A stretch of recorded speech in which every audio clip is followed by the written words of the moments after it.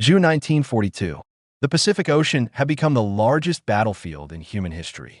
After the attack on Pearl Harbor, Japan had expanded across thousands of miles, creating an empire that stretched from the jungles of Burma to the shores of the Solomon Islands. Every month brought another defeat for the Allies.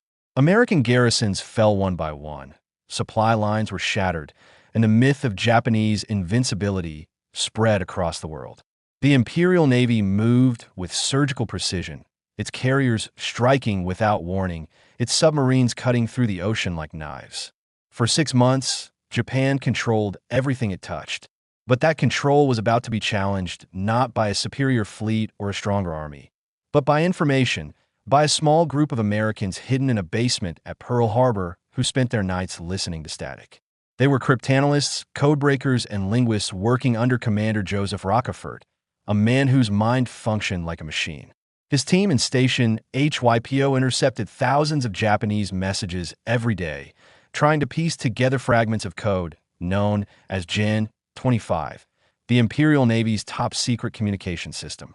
They didn't have computers or modern tools, only typewriters, logic, and exhaustion. By late May 1942, the team noticed patterns suggesting a major operation was coming. Messages referred repeatedly to a target called AF. No one in Washington could identify it. Some believed it was the Aleutians. Rockefeller was certain it was Midway, a tiny atoll halfway between Asia and the American coast. It had little on it except an airstrip, a refueling depot, and a handful of Marines, but its position was perfect.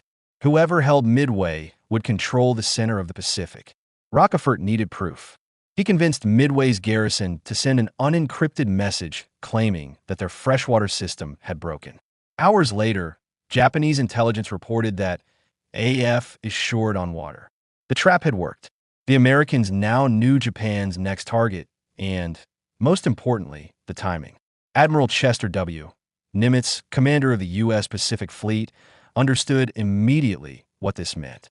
The Imperial Navy's plan was ambitious. Lure what remained of the American fleet into a trap, destroy it, and then occupy Midway as a base for further attacks. If Japan succeeded, Hawaii, and possibly the West Coast, would be vulnerable. If America failed, the war in the Pacific could be lost for a generation. Nimitz had just 3 carriers available: Enterprise, Hornet, and Yorktown. Yorktown had been damaged at the Battle of the Coral Sea only weeks earlier and was barely afloat, but engineers worked around the clock, repairing her in 72 hours.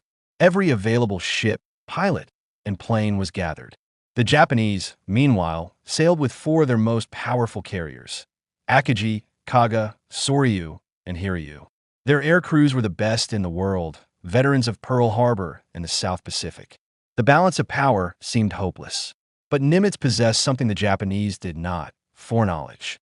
He knew exactly where they would be and when they would arrive.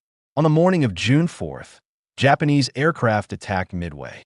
Explosions tore through fuel tanks and hangars as the island's few defenders fought desperately.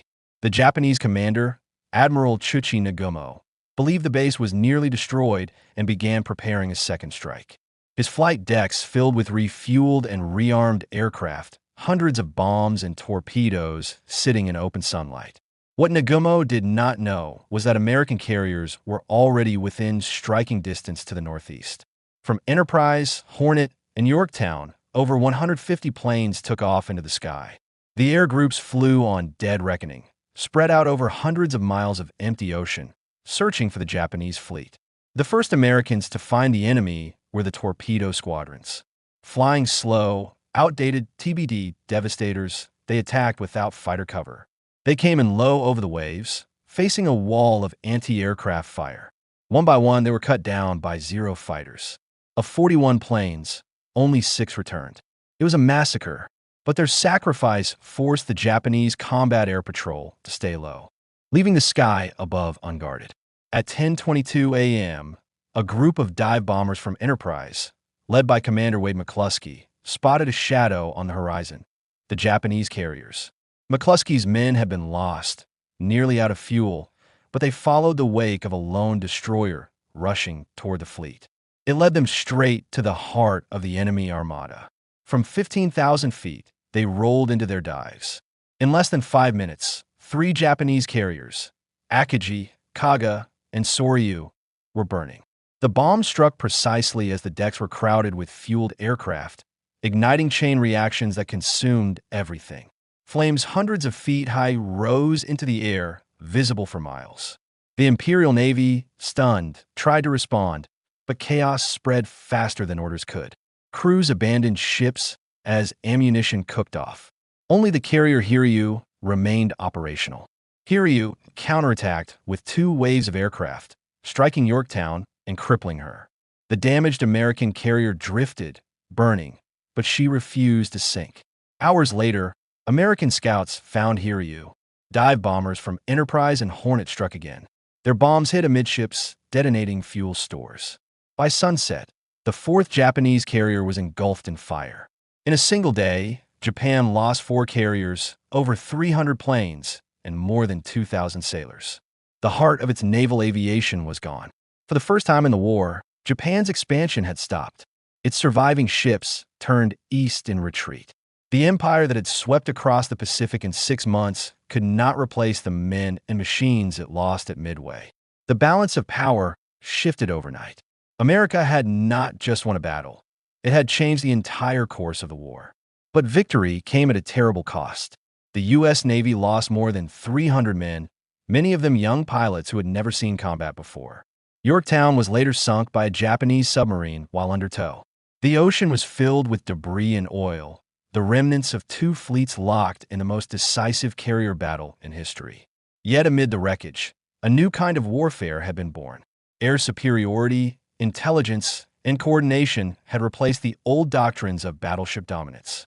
Midway proved that modern war would be decided by those who could see further, think faster, and act first. In the aftermath, Japan's high command concealed the scale of the disaster from its own people. Official communiques called it a minor setback. But inside the imperial palace, the truth was clear.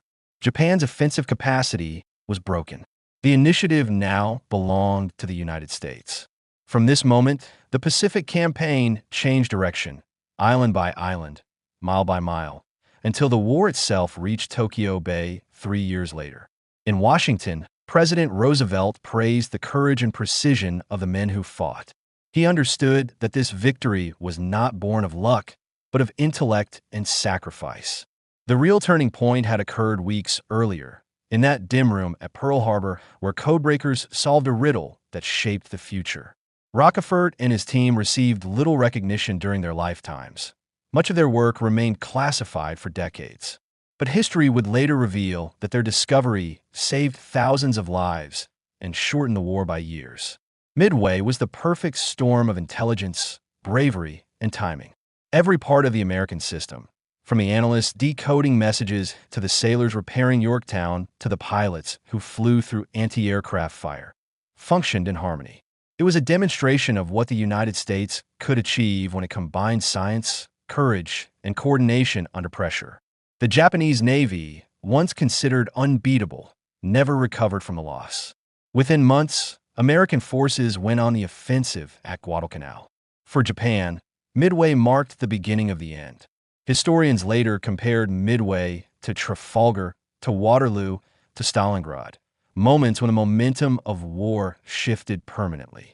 The difference was that Midway lasted less than 4 days and involved fewer men, yet its consequences reached across continents. Every victory that followed, the Marianas, the Philippines, Iwo Jima, began in the intelligence room of Pearl Harbor and in the burning decks off Midway Atoll. The battle redefined naval warfare, proving that the carrier, not the battleship, was now the supreme weapon of the sea.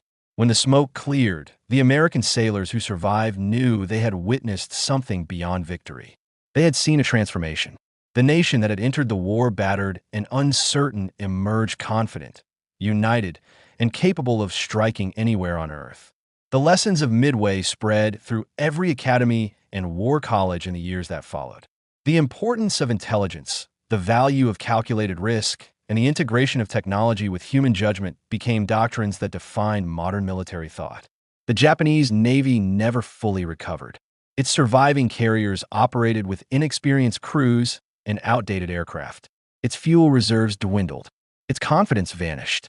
From that day forward, Japan fought defensively, retreating from the very ocean it once ruled. By contrast, America's industrial might accelerated. New carriers rolled off assembly lines. New planes filled the skies, and the once wounded Pacific Fleet became an unstoppable force. Midway was not luck. It was discipline and preparation, applied with precision. It was proof that the strength of a nation is not measured solely by its weapons, but by its intelligence, adaptability, and will to endure.